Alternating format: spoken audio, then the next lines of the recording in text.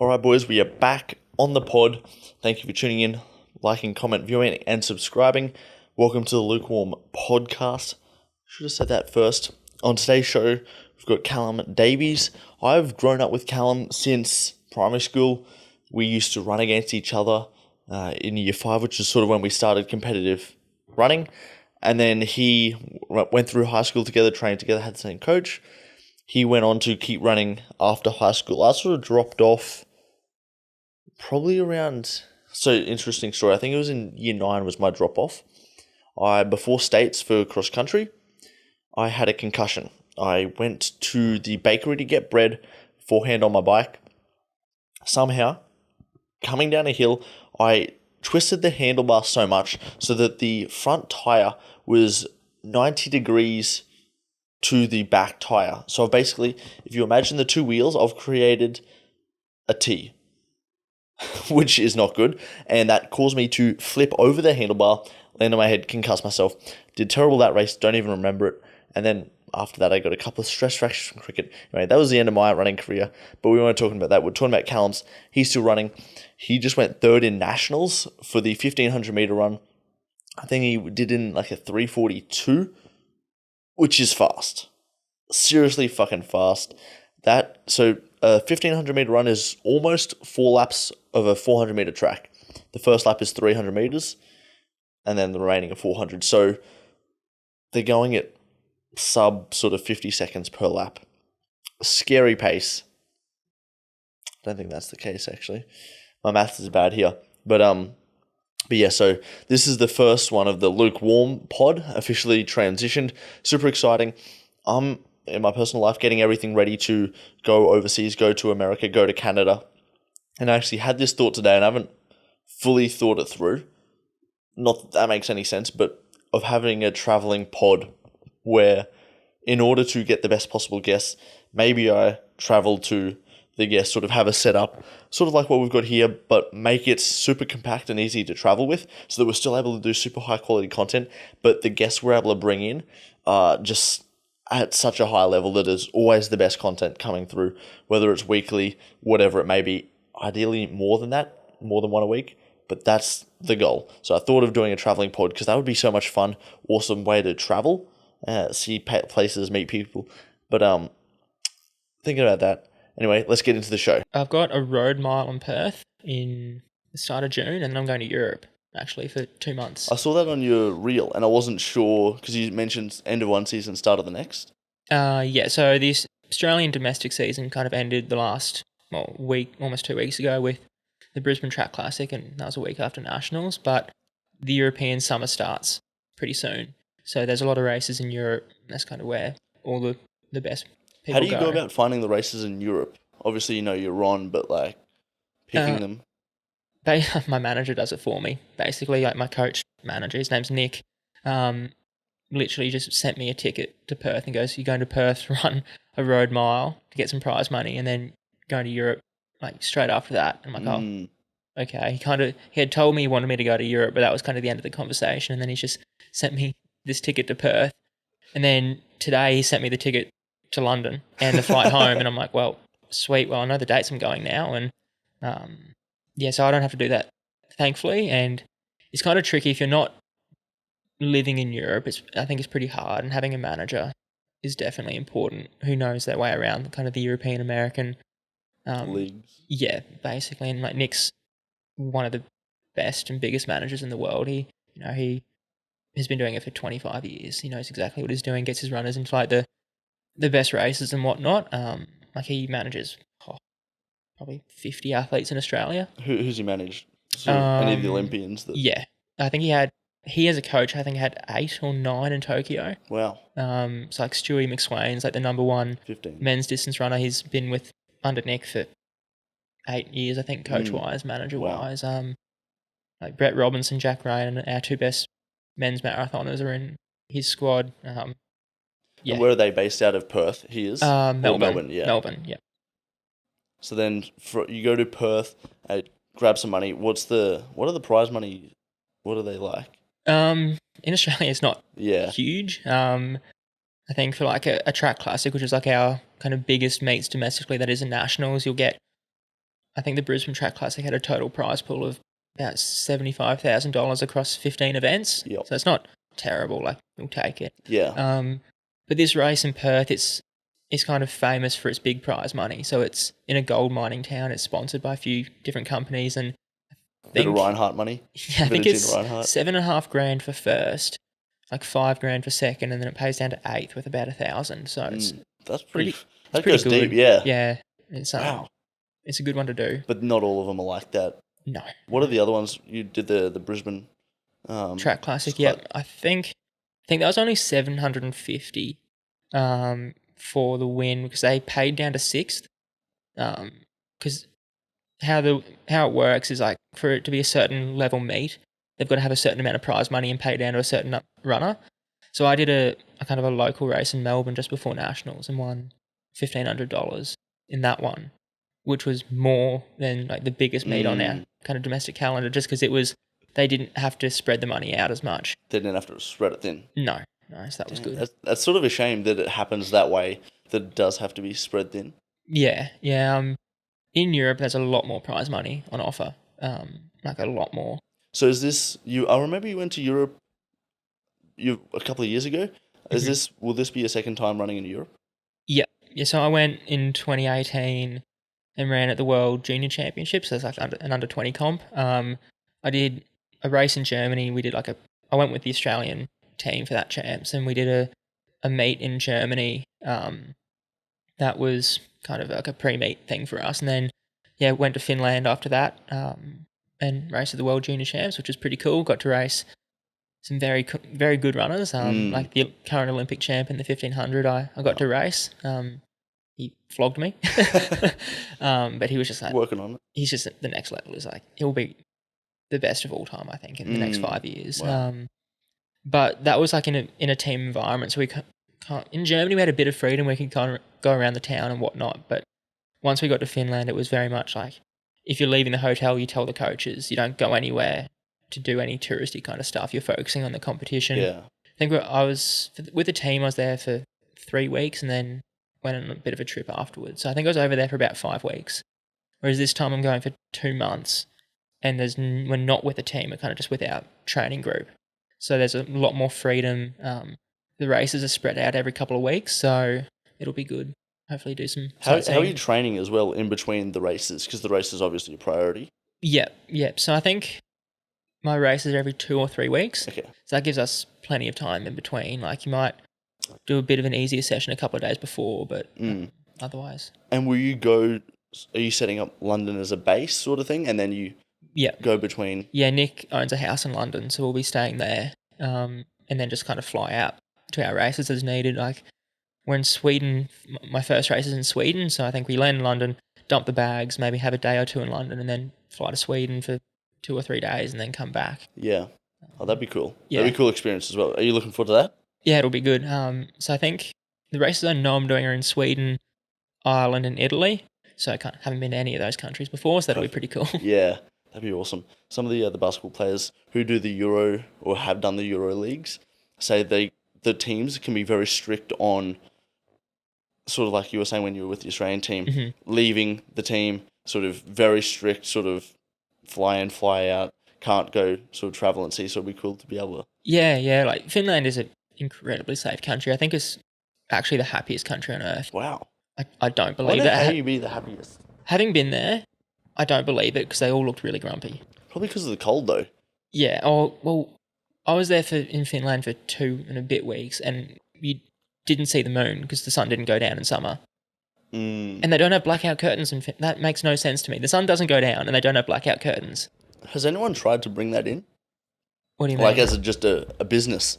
Like blackout curtains? Like, I'm sure some people do, but like the hotels we're at didn't have blackout curtains. It was bizarre, and like, I know I was a bit grumpy at the end because I wasn't getting enough sleep. Yeah, I heard in those Scandinavian countries, because the winters are so dark, there's virtually zero sex, no procreation. But in summer, everyone just sort of runs rampant. That's apparently there's a lot of... I'll take your word on it. Yeah, apparently there's a lot of evidence on that. Very weird. I think it's also like in Finland, they're the happiest country on earth in summer, and then during winter, like the depression rates go sky high because it's so dark all the time and cold and kind of, The happiest country. That's so weird. yeah, I think it was How do they judge it as well? just like a criteria where, like, job satisfaction, life satisfaction, how you viewed your country and whatever. So they're probably just like, oh, you can't be bothered, and ticked all the good, like, the boxes, whatever. Could have been the laziest people who had the most time to fill out the questionnaire. Yeah, yeah. Just to prove it. Yeah, probably during winter, like, oh, well, whatever, we've got nothing else to do. Mm. But it was a incredibly safe country, but we weren't really allowed to do anything. Like, we stayed at their equivalent of the AIS for about 10 days, which was just in some random forest somewhere on these lakes, and we weren't even allowed to take a kayak out. Like, I tried to, and I got shouted at by one of the managers. I'm like, what are you doing? I can't do that. And we weren't allowed, like, kick a soccer ball around or anything. And it was pretty strict with that. Jeez. Like, making it sound worse than it was. Like, but it'll be nice to have a bit more freedom to kind of do what we want. Oh, that'd be so good. Mm-hmm. Is the Commonwealth Games a possibility at this point, or is it still up in the air? Oh, very small. So what's the selection like as well for that? They've changed it this year. So it used to be they'd have, like, 2 qualifying times. So if you ran the A qualifying time and finished first or second at nationals, you get automatically picked. What's that time? It used to be about 3:38-ish for 1500. But and then they'd have a B standard. If you ran the B standard but not the A standard and you won nationals, you got automatically picked. But if you came second, you weren't automatically picked.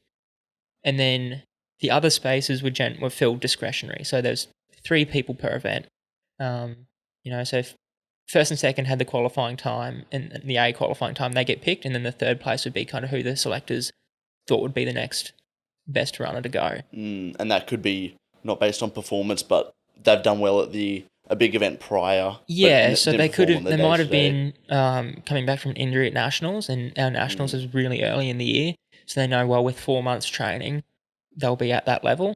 Of course, this also gets pretty controversial with some of their decisions, but I think they've got it pretty spot on in the last few Com Games and Olympics. Okay, yeah. However, this year it changed, so they only had 1 qualifying time. If you ran that time and won nationals, you got automatically picked. If you won nationals, didn't have that time, you didn't get picked. And if you ran the time but didn't win nationals, you didn't get picked. Oh my God. So it basically gave them complete freedom to pick who they want. So did anyone run that time at nationals? So the guy that won my race, Ollie Hoare, McSwain, has had issues with COVID. And, I don't want to kind of throw it out there, but some people think it's the vaccine. It's not the vaccine. He got COVID and has been having these symptoms since he had COVID, and he had the booster after all of that kind of started. So don't believe some of those newspapers. And so Ollie Hoare won nationals, and he had the qualifying time. So you don't have to run the time at nationals. You just have to run the time in the qualifying period. And win nationals. Yeah. So he won, ran the times. He gets automatically picked. So there's 2 more spaces for the Com Games, and they're kind of discretionary. However, Athletics Australia, Com Games Australia want to pick. That's so weird. Like, especially for a sport like running that's so obvious what success looks like in 1, 2, 3, 4. It's ordered. It's picked so discretionary. Yeah, it's wasn't too impressed when I saw that come out. But basically it means, like, they're going to pick off the world rankings, and the world rankings is entirely based on kind of your results in the last year, like how fast you've run and where you finished in, like, big races.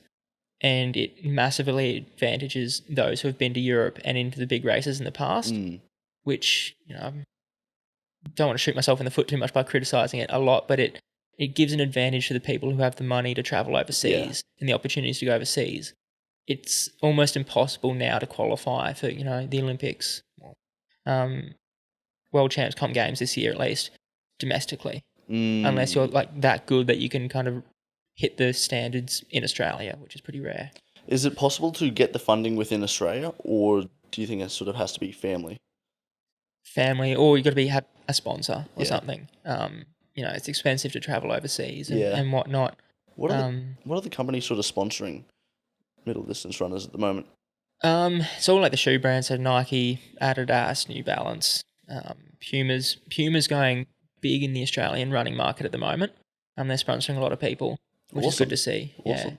Yeah. Then there's some other, like, smaller brands like On Running. It's like a Swiss one. That's who Ollie Hoare runs for. And everyone's contract is different, and they're all. It's not like the NBA or Premier League, whatever, where the contracts are known. Yeah. It's all very secretive with athletics. So Even the NBA contracts, sometimes they're so hard to Mm. figure out and find out. yeah, and these contracts, running like athletics contracts, and literally peanuts Yeah. compared to you know, the big American sports Yeah. and whatnot. Are you signed to anyone? No, I'm not. Yeah. I'm not. Is that something you're working on, or? Well, hopefully that's kind of Nick's Yeah. job. Yeah. Like I think this season was a big step forward for me, that I was competitive in like the big races in Australia and kind of got my name out there, and people were starting to take a bit of notice of me, which was good. But yeah, probably not quite there yet to get something, substantial. Yeah. But kind of work on that next year, and if I have a good couple of races in Europe, you never know, I guess. Yeah, that's awesome. And then, so in terms of, I'm still fascinated by the funding. So you're pretty much basing the funding on just winning prize money? Not quite. Well, for me, like mum and dad help a lot. Thanks, mum and dad. Combination of that my prize money that I've won this season, my savings, and kind of work as well. That's kind of paying for my running and travel at the moment. In terms of professional contracts, it depends on, well, are you fast enough that people are going to take notice of you and go, oh well, they're running in these shoes, they're running in this kind of clothing, I want to do that as well. They can either companies can either go on off your times, that's a bit rarer, or they can go off your marketability. So this is big with like the female runners, is that if they're attractive and good at running, they can sell a lot of products. Yeah. So the biggest contracts tend to go towards that. You got to get a popping Instagram. I see a lot of the girls, they've also got the Instagram going. They're sponsored by some food company as well as a shoes and crop shop company. Yeah, and there's also the sponsors from like, protein companies, like True Protein does a lot of work in Australia, or yogurt or whatever. But primarily sponsorships come from running companies or like sports companies. I'm always fascinated that athletes will take the food company sponsors when sometimes it could, just because there's, with the testing regulations, there's risk in at times if the company's not careful. Yeah, so thankfully a lot of those companies are very careful, and there's a governing body in Australia that looks after all of that. The TGA? It's called HASTA. Okay. So they, HASTA, they basically test at least the products made in Australia, they test like every batch for contaminants, and then they'll list, okay, this batch of like Body Science whey protein is fine. And then people know that's fine. Okay, yeah. Which is good. And that's specifically for athletes to know for the sports? And because if you fail a drug test as an athlete, so I got drug tested at Nationals. How was that? That was a shambles of an experience? I was there for probably 3 hours. Holy shit. That included like my warm down and medal ceremony. I couldn't leave the side of the tester. So he kind of followed me for my cool down, and he just stood on the side of the track and watched me. Yeah. But if you fail a drug test, the onus is complete. Imagine them running next to you just to complete a warm down. Tony was getting on in age, so I don't think he's not doing that. No. The bike. Yeah, so if you fail a drug test, the onus is completely on you. It's your fault because you didn't know what was in your food. And it's very rare that athletes are able to prove that their food was contaminated and it shouldn't have been. There was a long jumper in America who managed to do that, and that's because he saved a cut of his meat, I believe, in the freezer. And he goes, this is where it most likely came from. So he gave that to USAID, like US anti-doping, and they tested it and went, okay, yeah, fair enough. But otherwise, you're supposed to know what's in your food. Yeah. And you've got to be pretty careful. So Australia, we're very lucky that all of our food is, clean of weird pesticides, and it's very rare the animals are kind of steroided up, which is good. But in America, that's a big problem, in Europe as well. Is it weird that someone's keeping a cut of the meat? Is that at all suspicious? No, that is a bit weird, but it's pretty smart. Okay. Just in case. And America, it's actually happened a few times in America where they've actually been able to prove the food has come from, or the contaminant has come from something they've eaten. Just because there's a lot, the laws around what you can feed animals is either looser or is not enforced in America. I think there's an 800 runner as well. She proved that it came from like her food as well. There was one in the lead up to the Olympics as well. An American girl blamed her bad burrito. Shelby Houlihan. it's fun. That was bullshit. Yeah. She tested positive for What was the? nandrolone. It's a very common anabolic steroid, and she said it came from a pork burrito that she bought from a Mexican food truck that conveniently wasn't there anymore because it moves around Portland. And then she provided her receipts and whatever, and said, "This is where I ate at this this food truck. You've got to find it and test it." And she said, "I ate a pork burrito." She didn't eat a pork burrito. She ate a beef burrito. She ordered a beef burrito, and then to get that level of steroid from pork, you have to eat the offal, so like the liver and whatever and the kidneys, because it for some reason boars, which is uncastrated pigs, have high levels of that. So she ordered a beef burrito that's supposedly pork. She didn't notice that. She didn't know that until she kind of thought back on it. It was offal from an uncastrated pig, which is illegal in America. You're not allowed to serve offal. It's not allowed to serve from boar. Yeah. So a few holes in this story. Interesting. And then you look at how much you would have had to eaten, and it was something like 400 grams of offal. And I don't know about you, but On a burrito. I've never had a burrito with 400 grams of offal. That's a big burrito. Yeah. Value for money, though. Yeah. So a lot of holes in that story, and she's still fighting it, but she's been banned for 4 years. Wow. With that. That's tough. It's a very scary thought.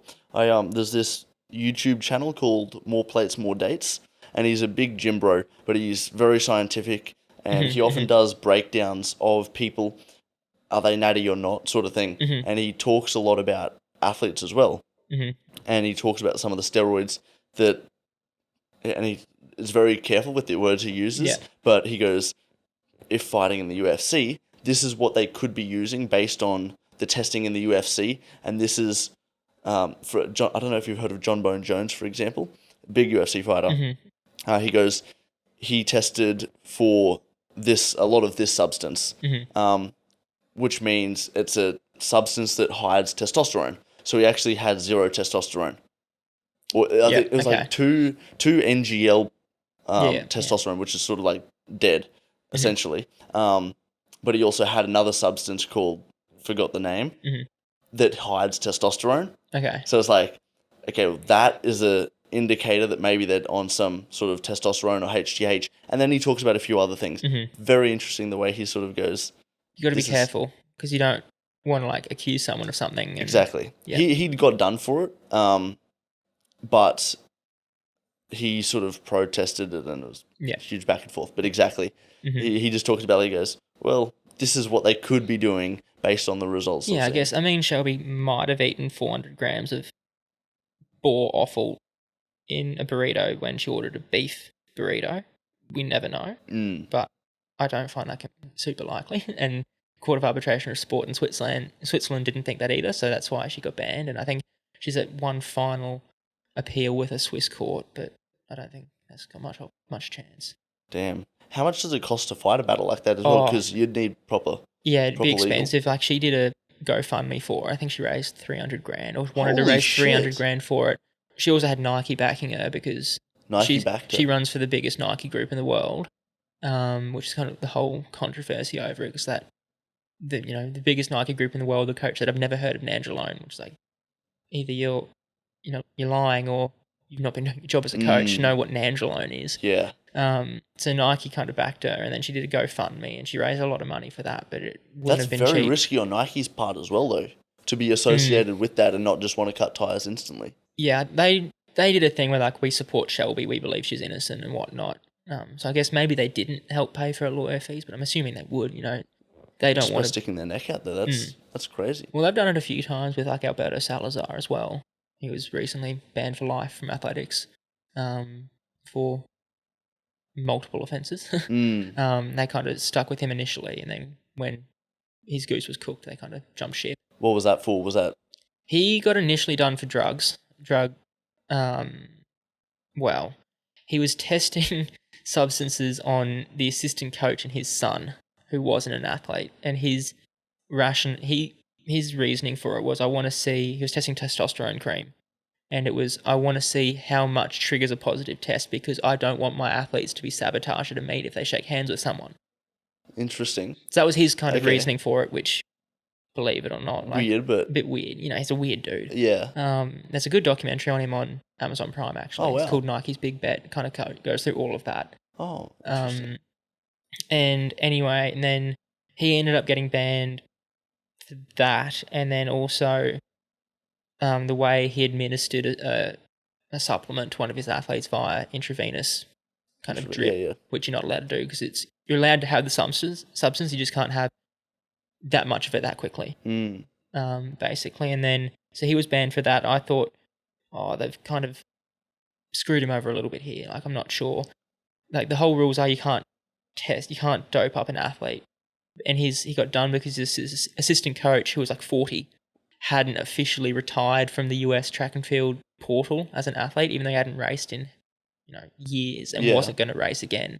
So they kind of got him on a technicality, and then it came out like a year later that he kind of sexually assaulted some of his athletes. Okay. Allegedly, Yeah. but he was banned for life because of that. Yeah. When you were saying like you can't dope your athletes, where does Russia fall under that spectrum? Yeah, that's super dodgy. Yeah. Like athletes who are competing and are active competing cannot have these substances and these levels in their body. With Russia, they were banned because it was found that they were interfering with drug testing protocols, and it was a state-sponsored system. The documentary, again on Amazon Prime, Icarus, sorry, Netflix. on Netflix, yeah, Great kind of goes doco. through that. That's really good, and kind of goes through some of that issue.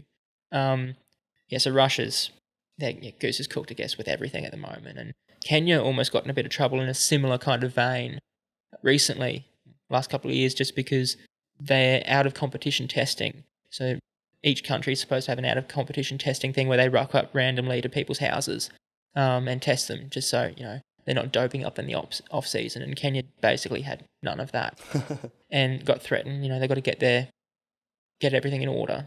Otherwise, we might consider not allowing your athletes to compete. And to be fair to Kenya, they have stepped it up, and there's been, I think, 130 Kenyan athletes in the last 3 years done in out-of-competition tests, including 3-time world champion and Olympic champion in the 1500, Asbel Kiprop, who to this day maintains his innocence. His Twitter is pretty funny to read.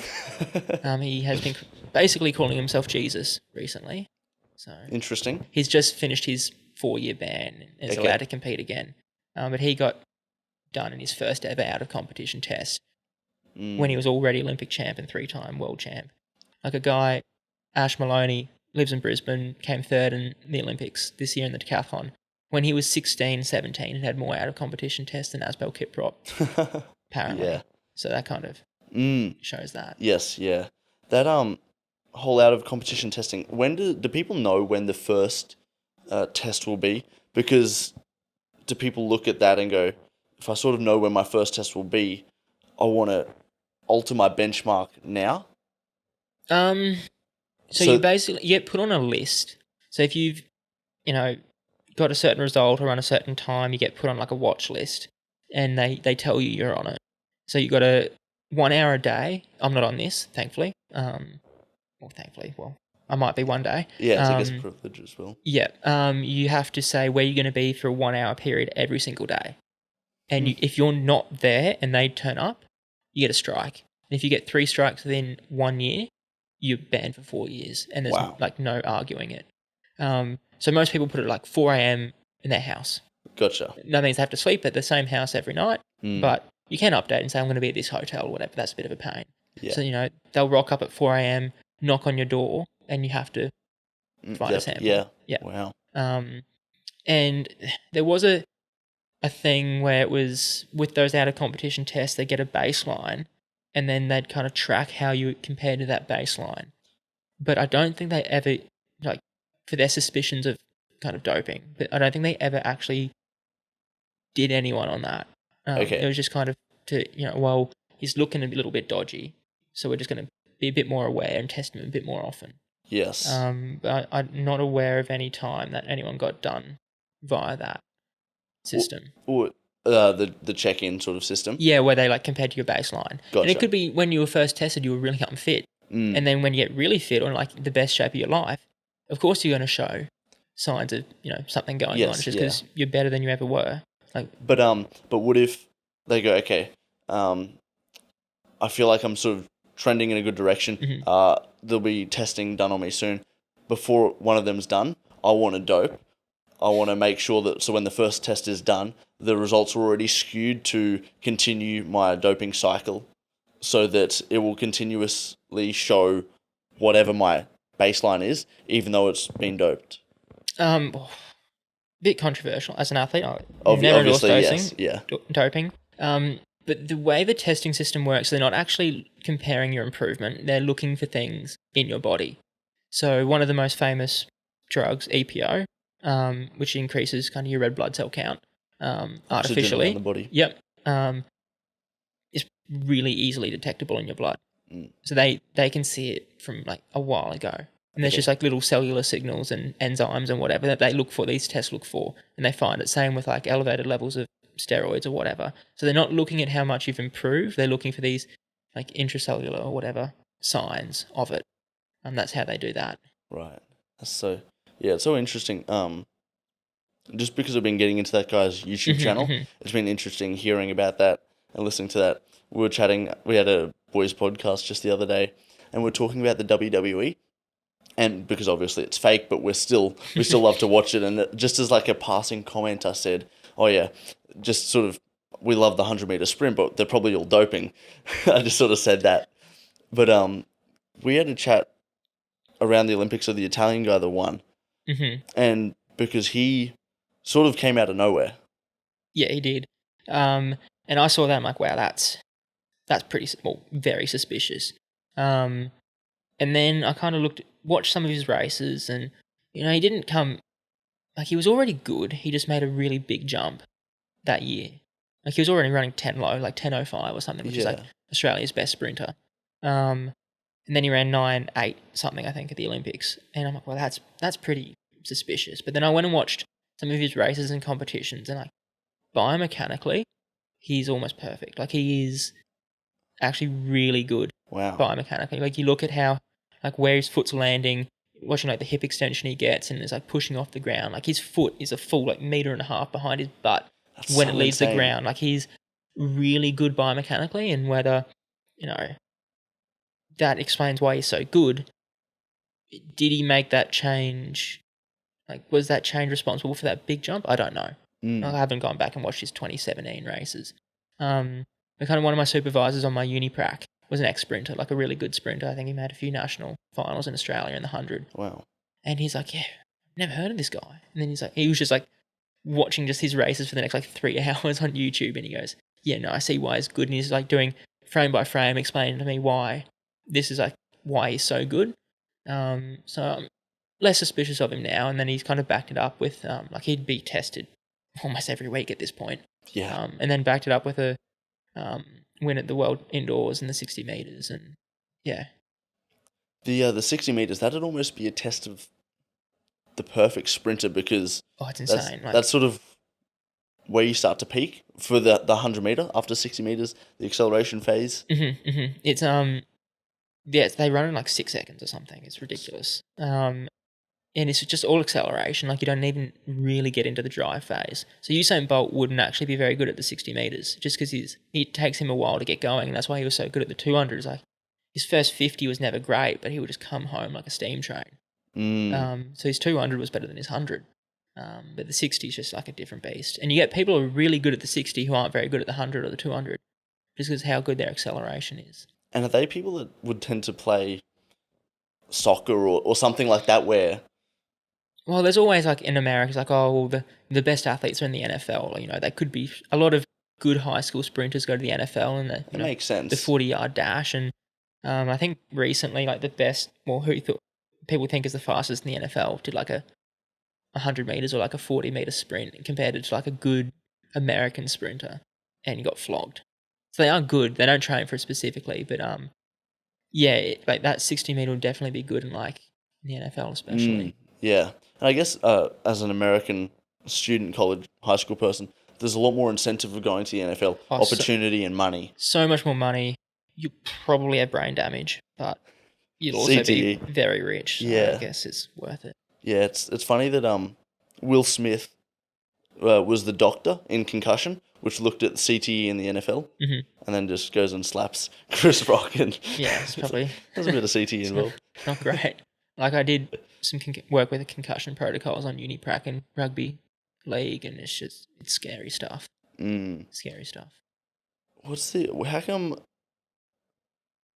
Because people know about it now. It took a while for everyone, I guess, to sort of catch on. Is anything being done about it? The rugby league is being really good about it. Like if you have a concussion, you're not allowed to go back on the field, and you miss a certain few. I think you miss like a week or two at least of playing, which is really good because multiple concussions is bad, but the worst is concussion soon after a previous concussion. That's really, really bad for you. So the rugby league the NRL is doing really kind of stepped up their game with that, and that's been really good, and the players and coaches hate it. You can see how angry they get when they're forced off by the medical officers, but that's really good for them. Like the NFL, the problem was actually their heads bouncing around inside the helmets. It wasn't the contact necessarily, but it was when they hit the ground, their head whiplash inside the helmet was causing all the damage. Then you got the idiots who like ran head first into the linebacker or whatever. When you say it's the head bouncing around inside the helmet, if they weren't wearing a helmet, their head would hit the ground bad, but it wouldn't bounce back up, hit the top of the helmet. Well, it wasn't rattling around inside. Yeah. And there was a study done, and it was comparing like rugby union and NFL, and they found that the rugby union players, because they don't wear a helmet, are a lot more protective of their head. They don't literally charge head first into the chest of a bloke. Whereas some of this, it's like they run into each other's heads like those goats. Yeah, it's insane. Yeah, it's not very smart. It's not human anymore. It's just animalistic. No. So the NFL, I think they found wasn't it something like 80% of them have brain damage at age 60 or something? I'm not sure. But it was like a crazy high number. And I don't follow the NFL, so I'm not sure if they've implemented any kind of concussion protocols with They're it. always talking about it. I want to get more into the NFL and learn about it just because I'm going over to Canada and sort of learn the Canadian sports and stuff. But they're always talking about implementing a retirement plan for these NFL players because obviously they do their 4 years service in the league, but then are oftentimes sort of traumatized and unable to function like the rest of society. Isn't there like some crazy stat that 40% of them are broke, like 5 years out of the league, and they're earning millions of dollars? It's like, damn. But yeah, like big thing I had with my uni degree and kind of as an athlete, we've been told like have a plan B. Yeah. You never know what'll happen. So having kind of something as a backup is really important. Yeah, well, it's interesting what you're doing with ASICs in terms of the biomechanical studying the foot stability in the shoes. So well, it's ASICS is an industry kind of sponsored study, so it's through the University of Queensland. Like I'm not sure how much I can talk about it publicly with like confidentiality, but yeah, it's interesting and it's a good opportunity for me to kind of go into the academic world, I guess. Yeah, because I mean, I think I've currently got a Pegasus 270 shoe, and the sole or 280. I don't know what it is. 37. 38. I don't know where I got the hundreds from. Yeah, I just added a few hundred on. Really good shoe. Yeah, but they've got a really thick sole, and I can feel myself going up really high when I run.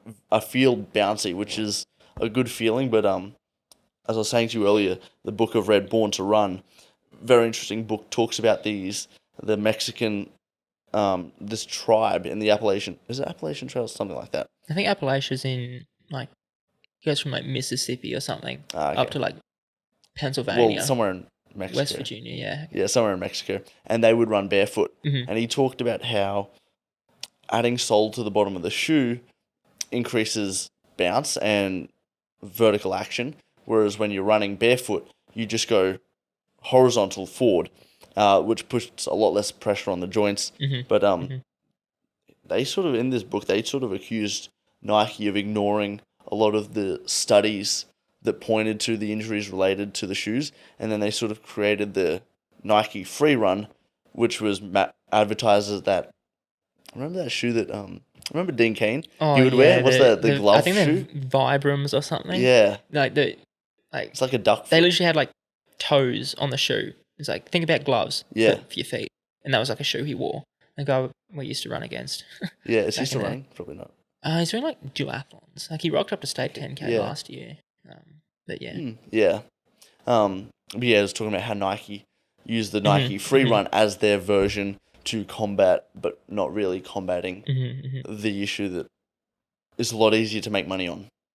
Yeah, so Born to Run especially, and I think Once a Runner was like a fictional version of that, may increase the kind of interest in barefoot running like massively. Like I know a mate who works in training, so it's like a running store, and the amount of people he says that come in and go, have you read Born to Run? I Yeah. want Vibrams. And he goes, we don't sell them. We deliberately stopped selling them because people would come in, would start running all the time on concrete and barefoot shoes, and then get a stress fracture. So makes sense. there are benefits to barefoot running in that. For people who don't know, I've graduated with an exercise science degree from UQ. So barefoot running, it strengthens like your intrinsic foot muscles, like the muscles inside your foot, so like your toe flexors and extensors, and it's really good for strengthening your calf and your Achilles because when you run barefoot, you run the front of your foot on your forefoot. You do that because running on your forefoot, the muscles around your ankle, so your calf, and the muscles in the front, so your tibialis anterior, for example, act as a shock absorber for the impact force. So the impact force isn't going all the way through your bone, up your tibia into your kind of your femur. So it helps protect those bones from damage and in your foot as well. When you run on your heel, they don't absorb anywhere near as much force just because of the way the lines of force are. So most of the impact force just goes through your heel, and because if you try and run barefoot on the concrete and heel strike, your foot Painful. Yeah, it hurts a lot.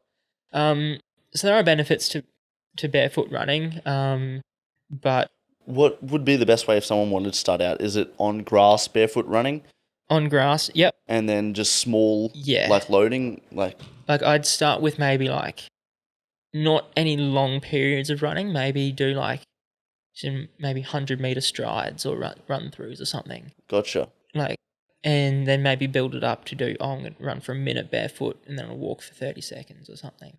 But I do this in conjunction with running in shoes. So I would never switch entirely to running barefoot. I would maybe do 1 or 2 barefoot runs a week on the grass. On the sand would be really good, like the hard sand at the beach. If you're able to go to the beach, that would be really good. I'd never do it on concrete on the road. That just even just tearing up your feet. Yeah.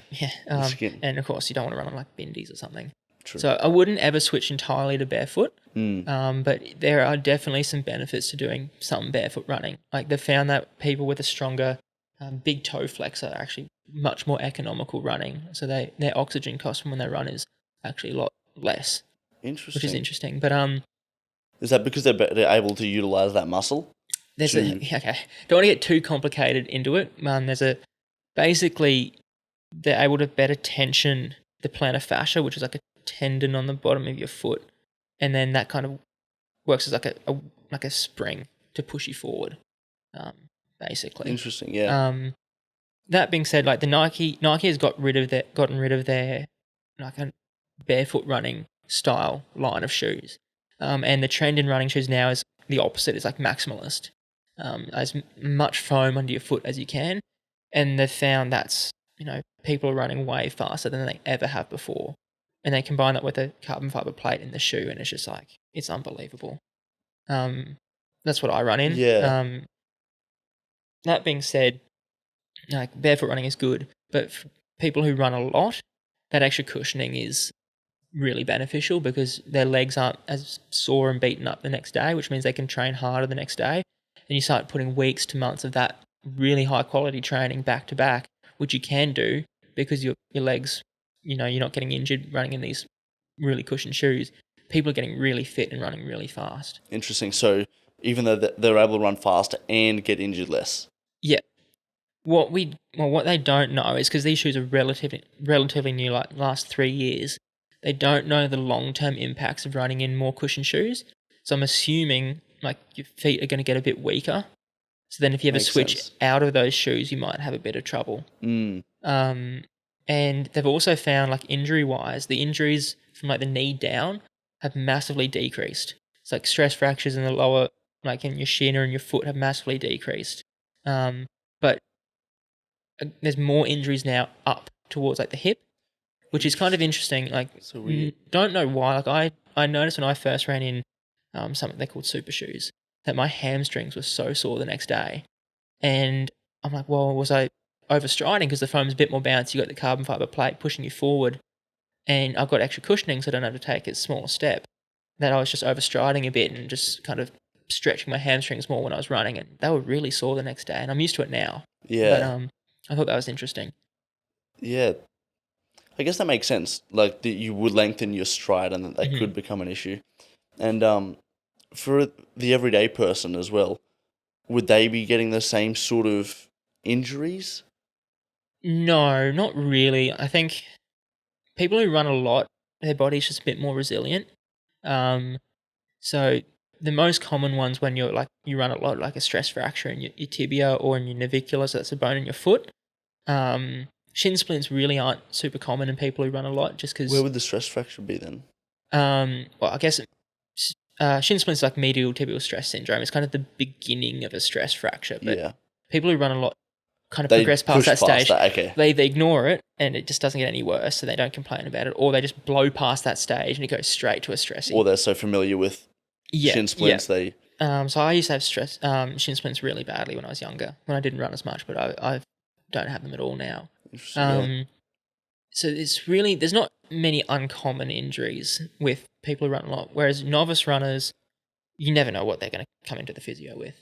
Just because when they run, they're just not as, their body's not as in tune.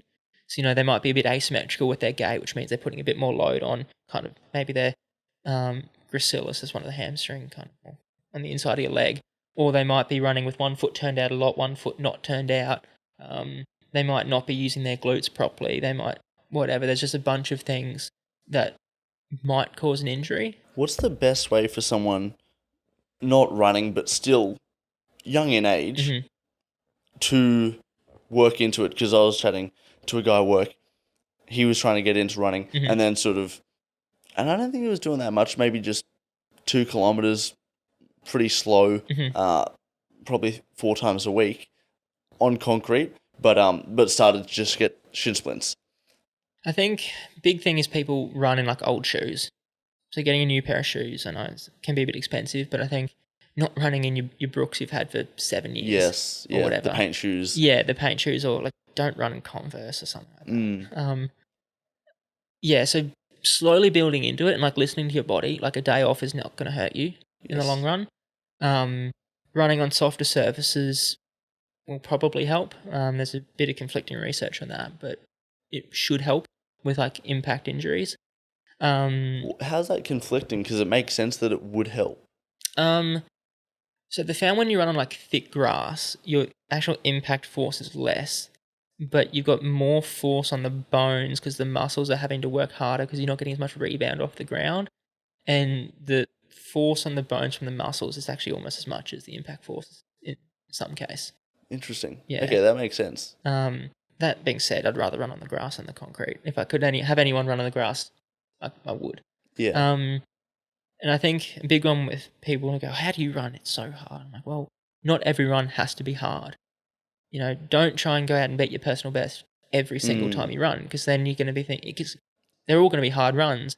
You're going to dread doing them. You're going to hate it. And you're going to hate it, yeah. It's not possible to, maybe it is for a period of time, but... You'll improve rapidly for the first couple of weeks or months, but then you're going to plateau and then it can be really demoralizing. So biggest piece of advice is just to go, okay, I'm going to try and beat my PB in the park run or whatever. I'm going to do one park run every month, or I'm going to do one hard park run every month and see how I'm going. And in between, it's like, okay, it's fine to jog easily, be able to have a conversation when I'm jogging. That's good. Not everyone has to kind of be balls to the wall.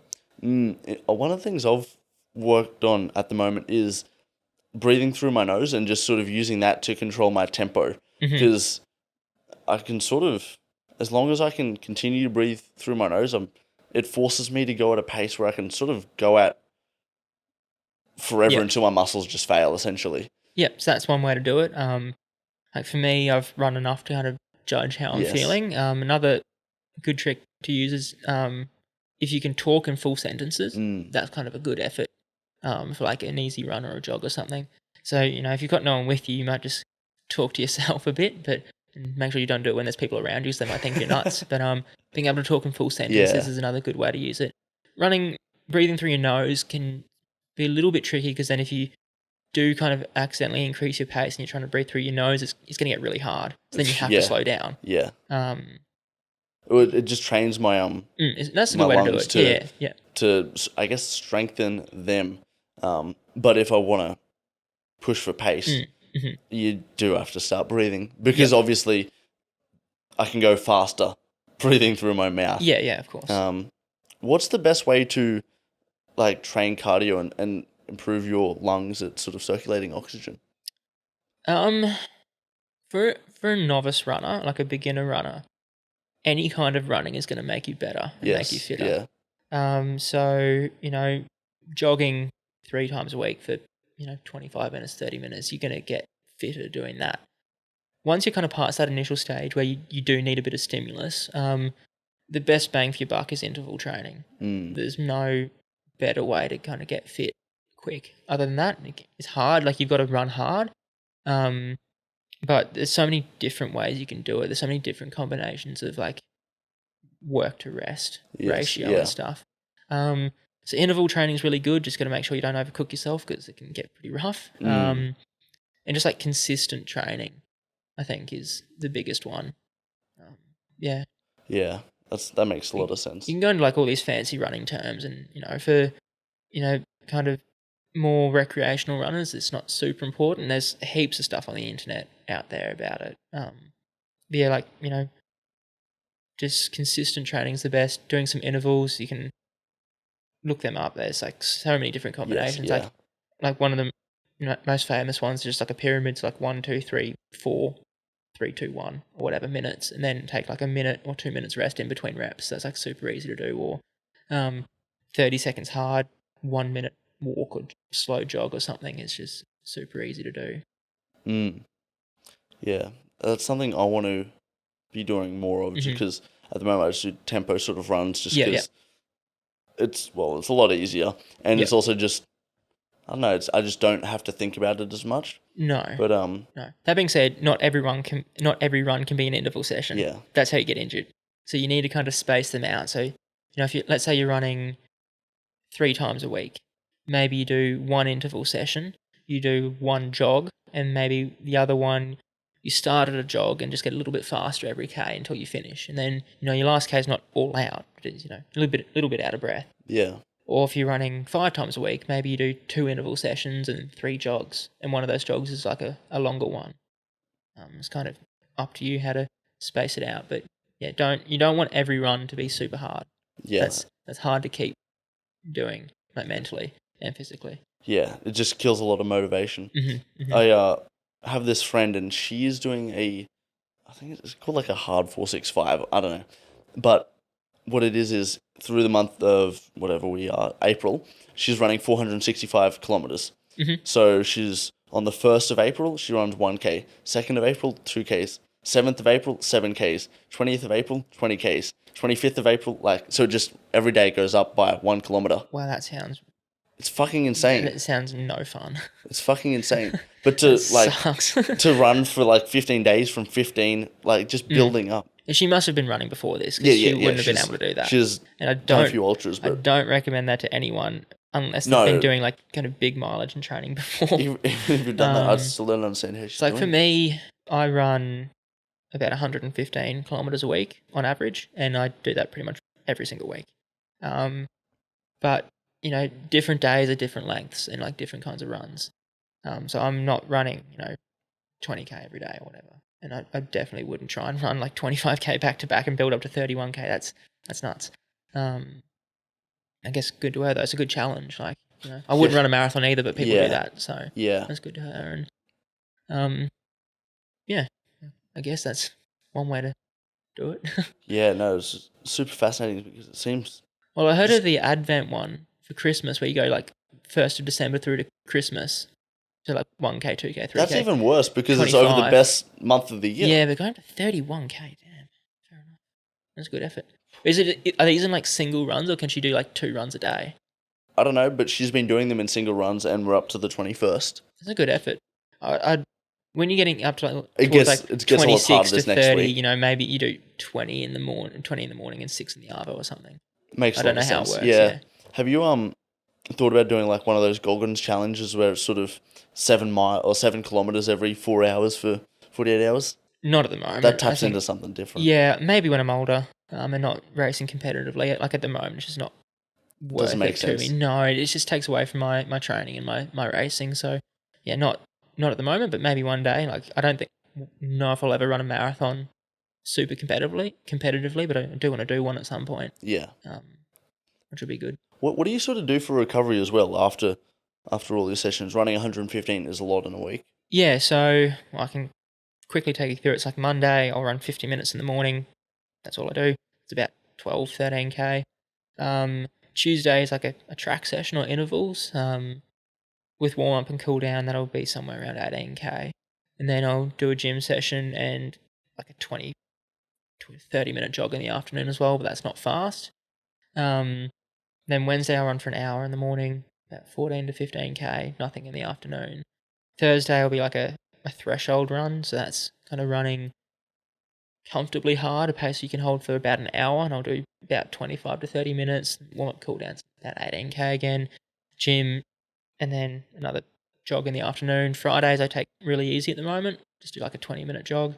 Saturdays will be hill reps or something. And then Sunday I'll do like a long run where I'll run anywhere from 20 to 25K. With my jogs, I don't really care. I kind of just go home, have my morning tea or whatever. It's not really an issue for me. After hard sessions, I make sure I get something into me straight away. So at the moment, just grab a Powerade and a muesli bar. Yeah. And that'll get me, that'll be fine until I get home, and then I'll have like a meal or whatever. And then like after my gym, I'm having like protein or something. That's important for Are you into recovery. any of the sauna, ice baths, any of that fancy? The boots that people wear? Oh, the Normatec Yes. boots? No, I'm not. Those I don't know about those. Never tried them, so maybe I will someday. Ice baths, I hate cold water, and I don't see any point to ice baths. It's kind I of feel so good after ice baths. See, it's interesting. Some people really like them, and some people hate them. I'm definitely in the hate camp, and there's a lot of conflicting information whether ice baths are actually good. And I think the consensus is, if they work for you, fantastic, do them. If they don't work for you, don't bother. Yeah. Almost like a placebo effect. The sauna seems to be a little bit more proven though. The sauna one for recovery, I think, is not great, just because you're going to be even more dehydrated. Yeah. But people do use the sauna, especially in cold countries, for some kind of heat training. So heat training, Developing heat shock proteins. heat training, the biggest one is increased vasodilation, which is blood flow to the skin and the muscles. So it's teaching your body to dispel heat. And you also get a slight increase in red blood cells as well, I think. Yeah. So that's really important. So if you live in a cold country and you know your competition is going to be in the heat, that's really important. Like, that's the only way you can get heat training.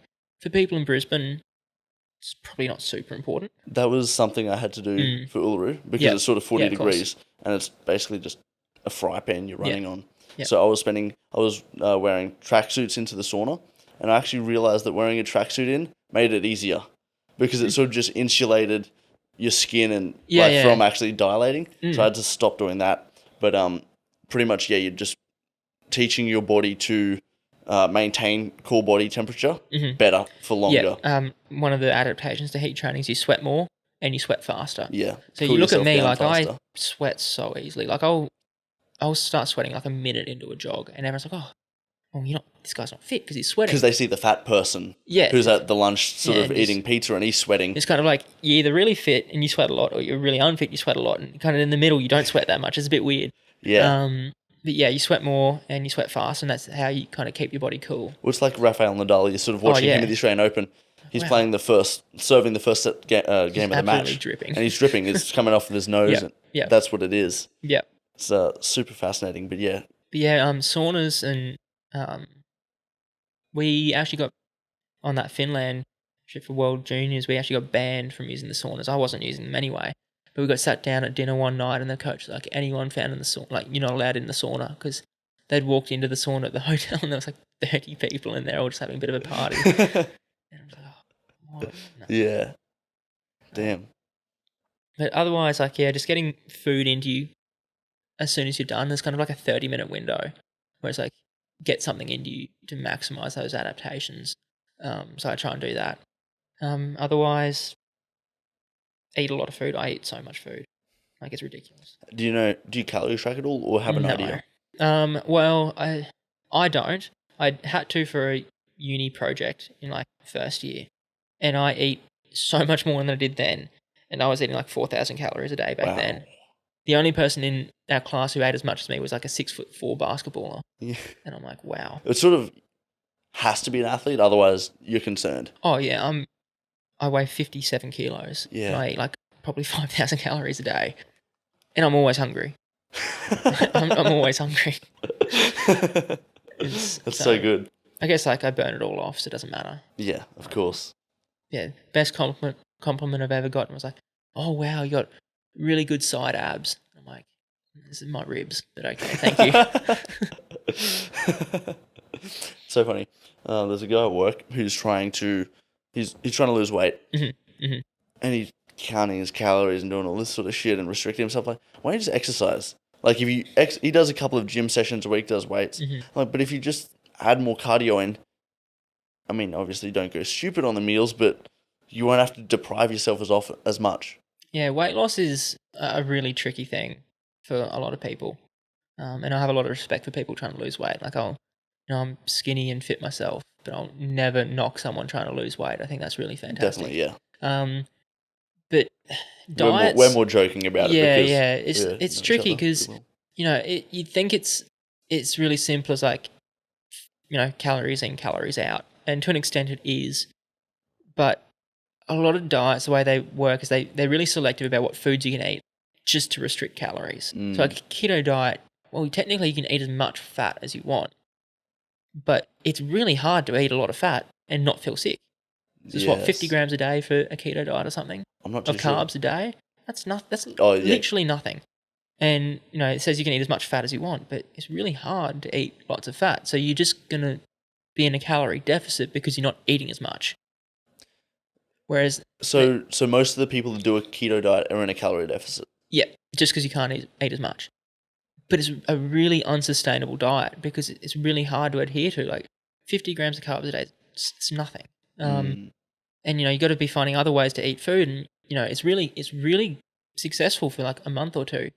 But trying to stick to that long term is really, really hard. And then the thing when you're on a really high-fat diet, low-carb diet, is you basically can't exercise properly. And you can't do any high-intensity exercise because you don't have the carbs to fuel that. You can only exercise at a certain kind of threshold where you're using fat as a fuel.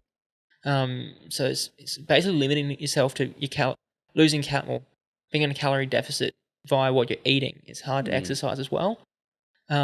Like a combination of, exercising a lot and then like maybe not counting your calories, but just like maybe a little bit less food. Balanced eating. Yeah, and I think one of the best tips I have is like, you don't have to eat until you're full. You just eat until you're not hungry anymore. I think is a good way to do it. Like, you don't have to absolutely stuff yourself at dinner until your stomach hurts. You just eat until you're not hungry anymore.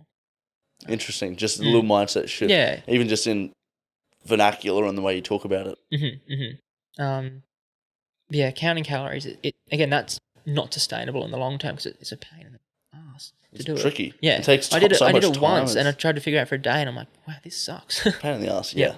It's not fun.